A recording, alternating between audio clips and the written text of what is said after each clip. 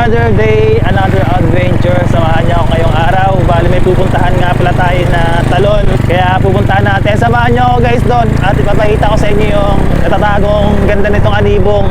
Nung panahon kasi namin hindi pa uso yung yung mga motor-motor.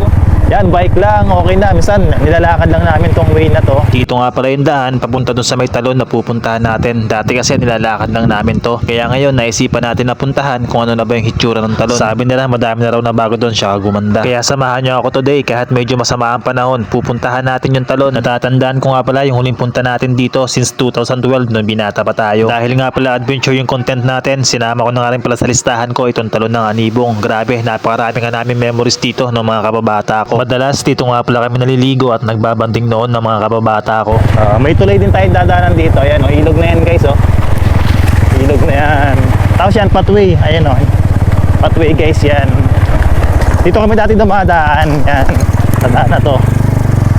Yan, oops, malalim. Oops. Ayan, ilog na yan guys. May pahon pero sementado naman sa part na to. Yan. Uy, ang tarik! Ito nga pala mga tol yung papasukin natin na daan. Nagtanong tayo dun sa asawa ng pinsan ko doon sa may baba na yun kung saan yung daan. Kasi limot ka na eh. Sobrang tagal na rin talaga natin na hindi nakapunta rito. 2012 pa siguro yung huling punta natin. Ayun papasukin natin yung daan na yan. Pasok naman yung motor hanggang sa may dulo pero talaga mayroon siyang lakarin. Sabi nung asawa ng pinsan ko, dati pa din naman daw yung daan. Kaso syempre, sobrang tagal ng panahon na hindi na tayo nakapunta rito.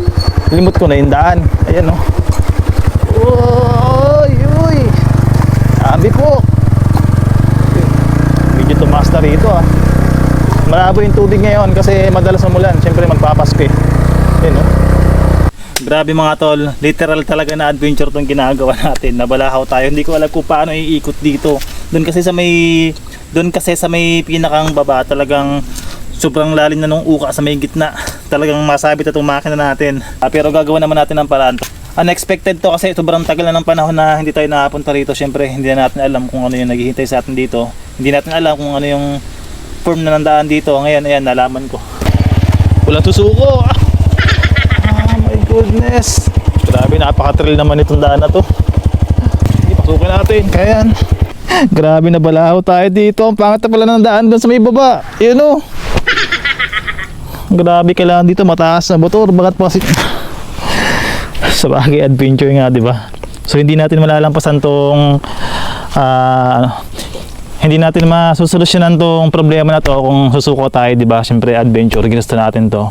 Dapat kailangan malutasan natin. Siyempre andyan naman kayo, sasamahan nyo kaya lulutasin natin to. Pumunta natin talon ngayong araw. Check ko doon kung okay ba, kung talagang makakalusot yung motor. Pakatandaan dito, grabe. Grabe. Ay, na itong pinasok ko. Bahala na mamaya pag-ahon natin. Saan tayo madaan? Grabe guys, sobrang lalim. Inakin na natin yung motor natin.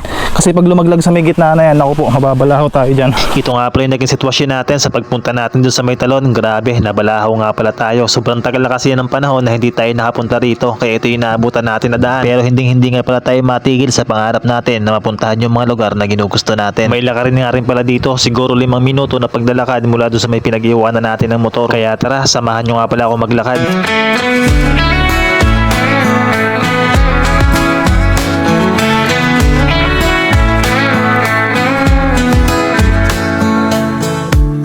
Underneath the starry sky.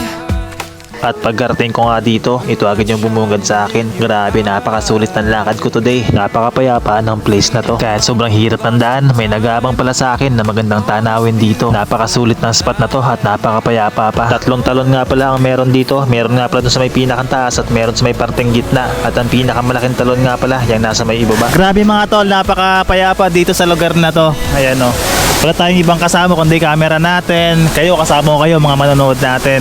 Ganito lang ako pag gusto ko mapag-isa. Pumupunta ako sa mga lugar na alam ko na tahimik, payapa. Nakikinig lang natin yung lagaslas ng tubig. Support naman guys, Moto Adventure. Madami pa tayo pupuntahan guys, abangan lang kayo. Stay tuned lang kayo mga tol sa mga vlog natin, huwag kayong aalis. Siyempre, hindi nga pala sa atin mawawala ang pagkakape sa bawat spot na pinupuntahan natin. Ito na nga pala yung nakasanayan ko, yung magkape sa tabing ilog at sa mataas na bundok. Susulitin ko nga pala tong araw na to, hindi nga pala tayo magtatampisaw at maliligo dito. Para sa pag-uwi natin, may babaunin tayo magandang alaala at magandang experience dito. Mahirap man yung daan, pero napagtagumpayan naman natin. Kasama kayo na sumusuporta sa akin. Paano ba yan? Maliligo nga pala muna ako dito. I-enjoyin ko nga pala muna yung mga sandali na naandito pa ako. Salamat nga pala sa panonood ninyo. Hanggang sa muli. Salamat!